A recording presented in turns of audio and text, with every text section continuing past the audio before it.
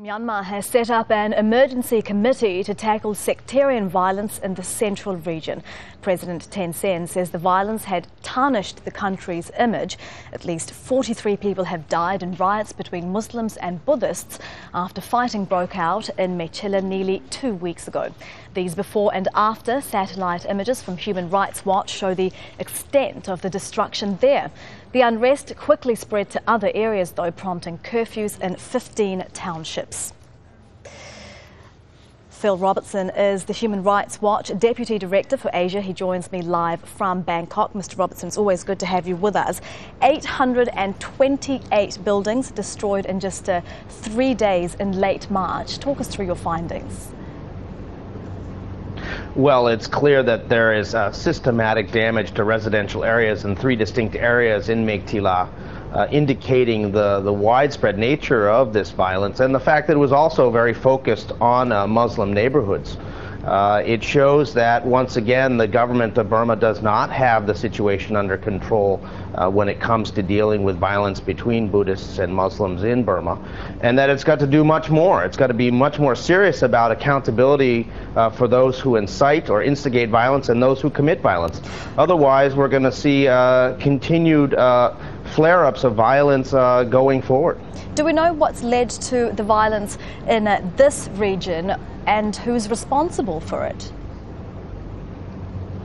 Well, the narrative that many people have talked about is a dispute at a gold shop.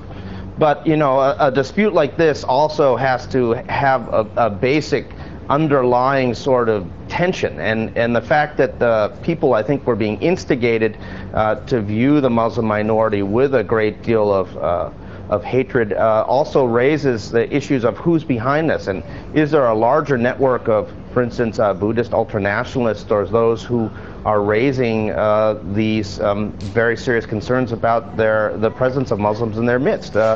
You know, this is the thing that we're now investigating to try to find out who's accountable. But the government so far has not really shown the kind of diligence it needs to have to really investigate and hold people accountable. That's the core problem here. Well, the government needs to do much more. And the government has set up an emergency committee, hasn't it, to look at sectarian violence. But have we even seen the results of last year's violence in Rakhine State? They were investigating that too.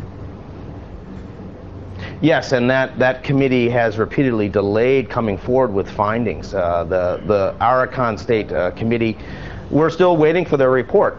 It's been delayed now 4 times. It seems now that the government of Burma is very good at setting up national level committees to look at problems, but very poor in actually implementing any sort of meaningful solution that is going to protect people's lives and property on the ground. You know, there need to be clear orders to the police that they need to maintain order, and also that, you know, make example of people who are found to have been involved in violence, that, you know, they're held accountable to law. All right, that's Phil Robertson from Human Rights Watch joining us from Bangkok. Thank you for your time.